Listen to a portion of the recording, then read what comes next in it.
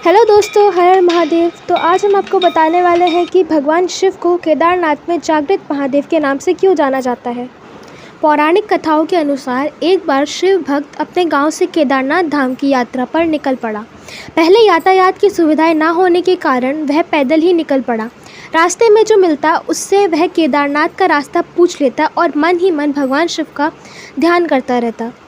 भक्त को चलते चलते महीनों बीत गए। आखिरकार भक्त केदारनाथ पहुंच ही गया। केदारनाथ में मंदिर के कपाट 6 महीने खुलते हैं और 6 महीने बंद रहते हैं। वह उस समय पहुंचा जब मंदिर के कपाट बंद हो रहे थे। मंदिर के पंडित को भक्त ने बताया कि वह महीनों चलकर बाबा शिव के दर्शन करने के लिए आया है। कृपा कर भगवान शिव के दर्शन कपाट खोलकर करा दीजिए। लेकिन वहाँ का एक नियम है कि एक बार द्वार बंद तो बंद।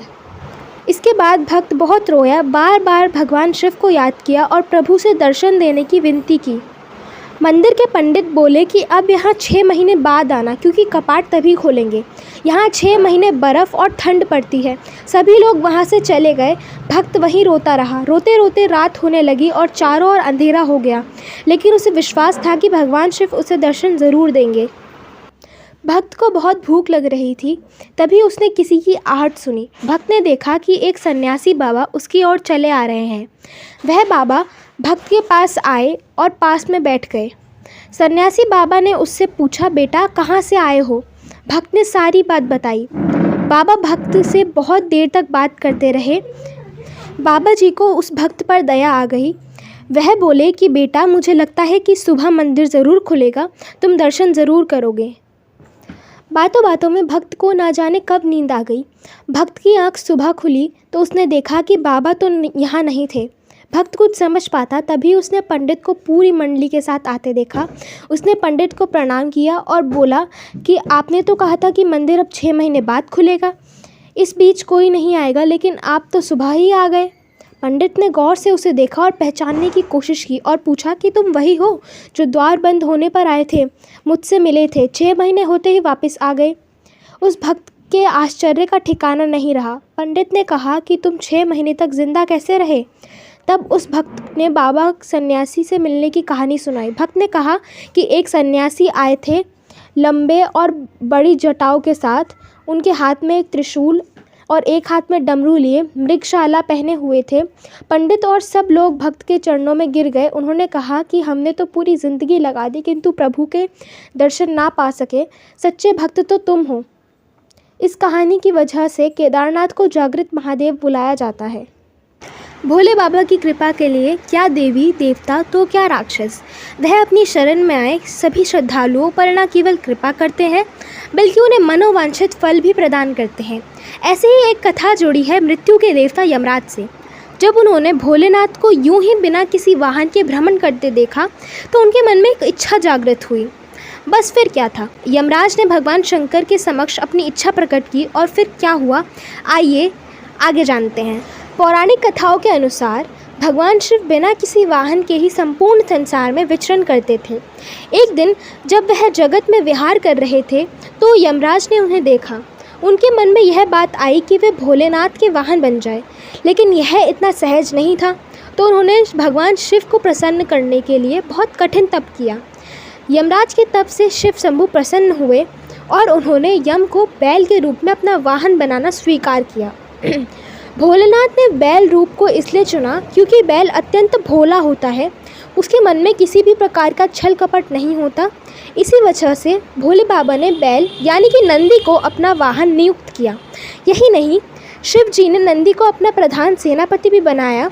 ऐसा कहा जाता है कि शिव जी की सेना नंदी जी के कहने पर ही चलती है।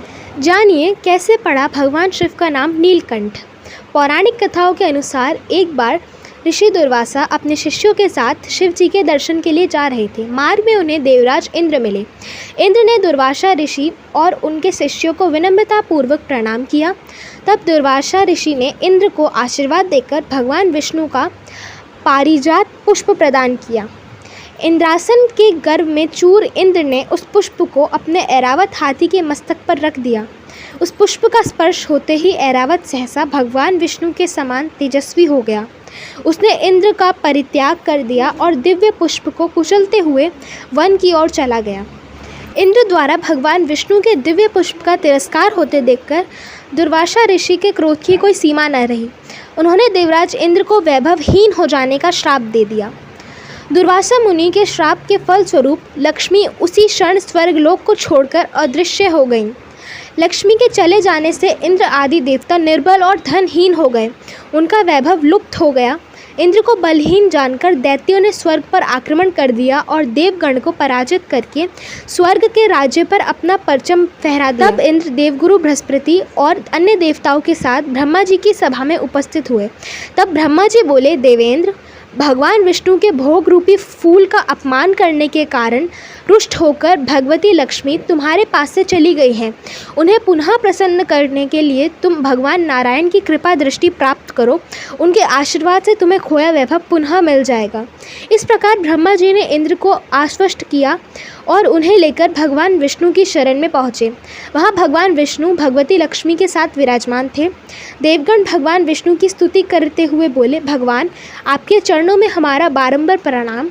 भगवान, हम सब जिस उद्देश्य से आपकी शरण में आए हैं, कृपा करके आप उसे पूरा कीजिए।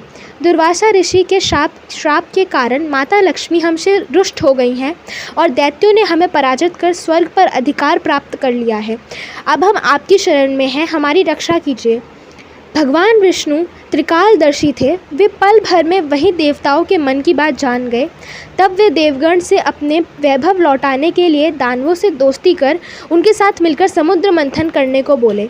उन्होंने समुद्र की गहराइयों में छिपे अमृत के कलश और मणिरत्नों के बारे में बताया कि उसे पाने से वह सभी फिर से वैभवशाली हो जाएंगे। भगवान विष्णु के कहे अनुसार इंद्र सहित सभी देवता दैत्यराज बलि के पास संधि का प्रस्ताव लेकर गए और उन्हें अमृत के बारे में बताकर समुद्र मंथन के लिए तैयार किया। समुद्र मंथन के लिए समुद्र में मंदराचल को स्थापित कर वासुकी नाग को रस्सी बनाया गया। तत्पश्चात दोनों पक्ष अमृत प्राप्ति के लिए समुद्र मंथन करने लगे। अमृत पाने की इच्छा से सभी बड़े जोश और वेग से मंथन कर रहे थे। सहसा तभी समुद्र में से कालकूट नामक भयंकर विष निकला। उस विष की अग्नि से दसों दिशाएं जलने लगी। समस्त प्राणियों में हाहाकार मच गया। देवताओं और दैत्यों सहित ऋषि, मुनि, मनुष्य, गंधर्व और यक्ष आदि उस विष की गर्मी से जलने लगे। देवताओं की प्रार्थना पर भगवान शिव विषपान के लिए तैयार हो गए। उन्होंने भयंकर विष को हथेलियों में भरा और भगवान विष्णु का स्मरण कर उसे पी गए। भगवान विष्णु अपने भक्तों के संकट हर लेते हैं। उन्होंने उस विष को शिवजी के कंठ में ही रोक लिया और उसका प्रभाव समाप्त कर दिया। विष के कारण भगवान शिव का कंठ नीला पड़ गया और वे संसार में नीलकंठ के नाम से प्रसिद्ध हुए। जिस समय भगवान शिव विषपान कर रहे थे, उस समय विष की कुछ बूंदें नीचे गिर गईं, जिन्हें बिच्छू, सांप आदि जीवों और कुछ वनस्पतियों ने ग्रहण कर लिया। इसी विष के प्रभाव के कारण वे विषैले हो गए। विष का प्रभाव समाप्त होने पर सभी देवगण भगवान शिव की जय जयकार करने लगे। तो दोस्तों, अगर आप लोगों को आज की हमारी कहानियाँ पसंद आई हो तो इस वीडियो को लाइक कीजिएगा और इस वीडियो को शेयर कीजिए और अगर चैनल पर नए हैं तो सब्सक्राइब कीजिए।